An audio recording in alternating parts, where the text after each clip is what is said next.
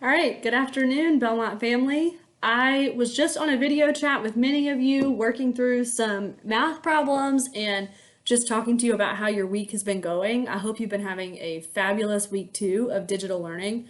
I know this is an adjustment for everybody, but I love that you guys are being flexible. You're logging on to Zoom if you can, you're completing your assignments, and y'all are just awesome. Thank you so much for working so hard. You made it through 2 weeks of digital learning, and we will have some different things waiting for you next week when you come back, okay?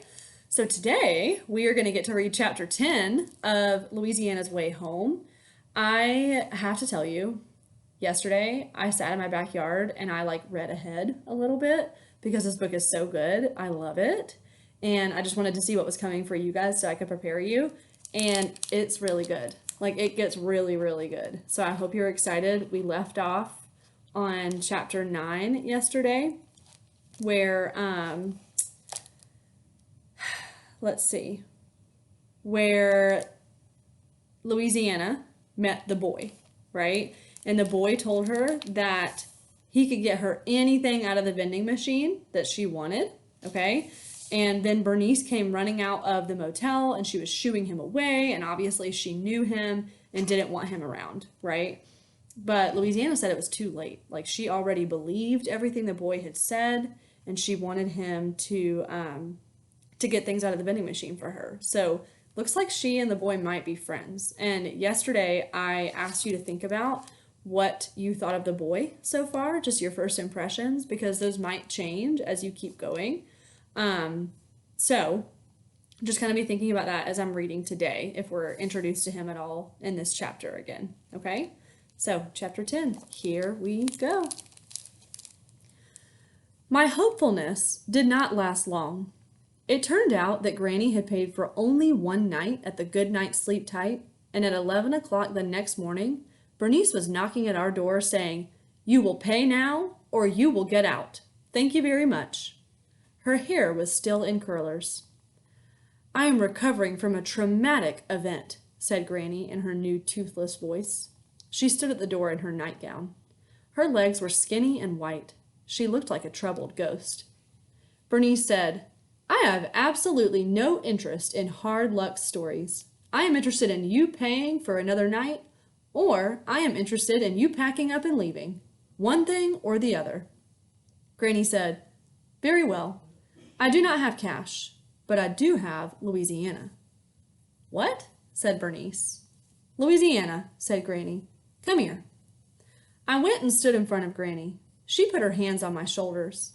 I could feel her fingers trembling. I had never known Granny to tremble, and her hands were hot. It felt like she was on fire. "She sings," said Granny to Bernice. "So what?" said Bernice. "She sings like an angel," said Granny. I stood there with Granny's trembling, feverish hands on my shoulders, and I felt a wave of darkness and despair roll over me. What would become of us? What would become of me? I thought about the boy on the roof and the crow named Clarence and the vending machine stocked full of wondrous things. I thought about Beverly and Raymie. I thought about Archie and Buddy. I missed them. I missed them all. I wanted to go home. But who cared what I wanted? Certainly not Granny. Which is how I ended up at the Good Shepherd Lutheran Church, wearing my best dress in preparation for singing to someone named Miss Lulu, who was the church organist and who had made up her mind in advance not to be impressed with me. And that was fine, because I was certainly not impressed with her. When Bernice and I arrived, Miss Lulu was playing the organ. She was pounding her way through a song by Bach, and I felt sorry for Bach because Miss Lulu's heart was clearly not involved with the music at all. It was very painful to listen to her play. Your heart has to be involved with the music, or else there is no point. That is what Granny has always told me, and I believe it to be true. Also, Miss Lulu was eating a caramel while she played the organ. I could smell it. It is not at all professional to eat a caramel and play the organ at the same time. Miss Lulu made us wait until she had played the Bach all the way to the end, and then she turned and said, "Good afternoon, Bernice." "Hello, Miss Lulu," said Bernice. "Here we are, although I am not sure exactly why." Bernice had a somewhat confused look on her face. It was because she was dealing with Granny. I had seen the look on the faces of many people. Bernice was wondering just exactly how she had been talked into what she had been talked into. Granny had a strange power over people, even without her teeth. "Tell me the story about this child again," said Miss Lulu, working the caramel around in her mouth. Miss Lulu had curls in her hair. The curls bounced when she talked. Curls, or the hope of them, seemed to be very popular in Richford, Georgia. "Well," said Bernice. She sighed. "She and her grandmother are staying at the motel, and they cannot pay for another night." "Isn't that just terrible?" said Miss Lulu. "Some people." She tossed her head, and the curls bounced up and down, and the smell of caramel wafted through the air. "I do not believe that people should eat candy without sharing it." There was a stained glass window above Miss Lulu's head, and if I squinted at it, I could turn all the colors in the window into a kaleidoscope, and also make Miss Lulu's face and curls go fuzzy. So that is what I did, and it was very comforting. In the meantime, Bernice went on talking. "The grandmother says that the girl can sing. She says that I can make money having the girl sing at funerals and weddings. And since you're the one who plays the organ at the weddings and funerals, I thought I would give you a call, and, well, here we are." Miss Lulu looked me up and down. I looked her up and down, back. She had on snagged stockings. Her nails were bitten down. So what if she had bouncy curls? "Well," said Miss Lulu, "it doesn't seem probable, does it? She looks like something blown in by a storm." Bernice sighed. "I know it, and Lord help me, you should see the grandmother. I feel like I am being hoodwinked, and I am not a fan of being hoodwinked. One time was enough." "Yes, well, Bill was a piece of work, and love makes us do foolish things," said Miss Lulu. "But you did get the motel." Bernice made a huffing noise. Miss Lulu said, "The truth is that there are often requests for someone to sing at a funeral, and since Ida Bell Bleecker passed, there hasn't been anyone with the voice to do it." "Is there a phone that I could borrow, Miss Lulu?" I said, hoping to achieve success by a surprise attack.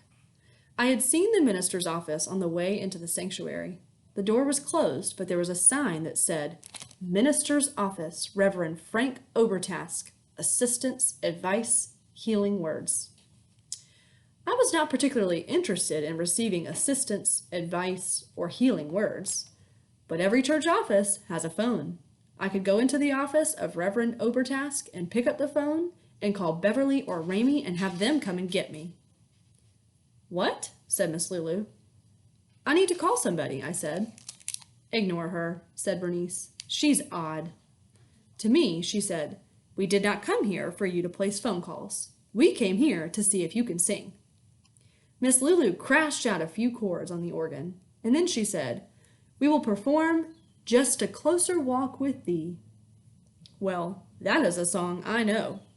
Miss Lulu started to play, and I opened my mouth and sang. I sang as if my life depended on it, which I guess you could say it did. Or at least my room at the Good Night Sleep Tight depended on it. I sang as if the blue fairy from Pinocchio was smiling at me. I sang as if Beverly and Ramey and Archie and Buddy could hear me and would use the song to find their way to me. I sang as if I knew the name of the boy on the roof. I sang as if he knew my name too. The Georgia sun shone in through the stained glass window. At some point, Miss Lulu stopped playing the organ and just sat with her hands on the keys and looked at me. There was a big splotch of orange on her face from the stained glass and a splotch of green lighting up one of her many curls. All of this was good because it made her look somewhat friendlier. I kept singing. Bernice was crying. Tears were rolling down her face. The world smelled of unshared caramel candy and dust and beeswax. Everything was broken. I knew that. But I felt like I could fix it if I just kept singing. And so I kept singing. It is good to have a talent in this world. When I was finished, there was a long silence. Bernice snuffled. She said, "Bless her heart. I guess you can never say what riches people contain." And then Miss Lulu asked me if I liked angel food cake. I told her that I most certainly did. My goodness, who doesn't like angel food cake? The three of us went down to the social hall, and Miss Lulu gave me a piece of cake on a china plate that had little pink flowers all around its rim. It was a very pretty plate.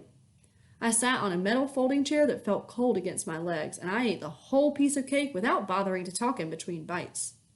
Miss Lulu and Bernice watched me. "Who taught you to sing?" said Miss Lulu when I'd finished eating. "My granny," I said. I picked at the angel food crumbs on my fork. Miss Lulu nodded. Her curls bounced up and down. "Do you use curlers, or is your hair naturally curly?" I asked. Miss Lulu stared at me with her mouth hanging open. It was as if I had asked her to solve the most difficult math problem in the world. I was starting to think that she was not a very bright woman. Miss Lulu turned and looked at Bernice and said, "There's a funeral on Friday. Hazel Elkhorn. I'm playing the organ. I am sure that the Elkhorn family would like someone to sing." Bernice nodded slowly. Her face was puffy from crying. "I guess we'll start there and see what happens. How much should we charge?" And since I was done with my angel food cake, and since it was almost as if I were invisible to them as they did their planning and cogitating about how to make money from me, I stood up and said, "Excuse me, I'll be right back." I went up the stairs and out of the social hall and knocked on the door of Reverend Frank Obertask's office. And when Reverend Obertask did not answer, I opened the door and went inside. And there it was, a phone, sitting on the desk, just as I thought it would be. My heart beat very fast. My salvation and rescue were at hand. All right, that's the end of chapter 10. I don't want to stop now that I've been reading. It's such a good book. We're on chapter 11.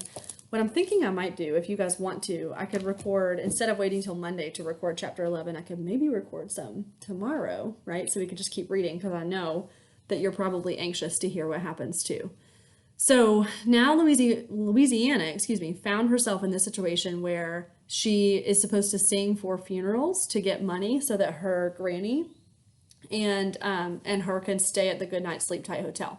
Okay, so right now I kind of feel like this is a strong envisioning chapter, but it is Friday, and so I want to let you do a free write Friday. So you can jot today about whatever you want to, doesn't matter, whatever thought you're having. For me, if it were me, I'd be jotting about some strong envisioning work that I was doing in this chapter, because I feel like I can picture Louisiana standing in this church sanctuary and Miss Lulu banging on the organ and playing that, right? And the caramel smell and all the stained glass windows and things like that. So if you want to jot about an envisionment or draw a sketch of what you are picturing in your mind, you could do that. If you want to jot about a character, if you want to jot about something you're seeing that's changing, or maybe a theme that you think they might want to teach us at the very end of the story, whatever you'd like to jot about, you can jot about it today because it's Free Write Friday, okay? Don't forget to share your responses on FlipGrid. I always post the link underneath the YouTube videos and on Class Dojo so that everybody else can kind of see what you're thinking and can share their thoughts on your ideas, okay? So I hope you have a wonderful weekend, Belmont Bears. I hope you get outside. Like I keep saying, on these sunny days that we have not had in quite some time, I hope you take a walk. I hope you, do something for yourself this weekend. Do something you enjoy. Thank you guys so much for all of your hard work. Thank you for listening and jotting and just continuing to stay working hard and engaged. Y'all are awesome, okay? I will see you next week, and have a wonderful weekend, Belmont Bears. Bye, guys.